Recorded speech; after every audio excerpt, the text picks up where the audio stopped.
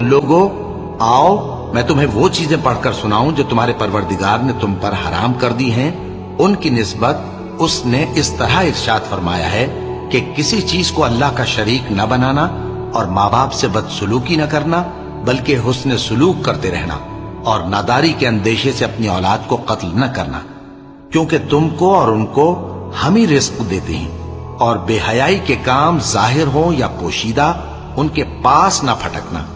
اور کسی شخص کو جس کے قتل کو اللہ نے حرام کر دیا ہے قتل نہ کرنا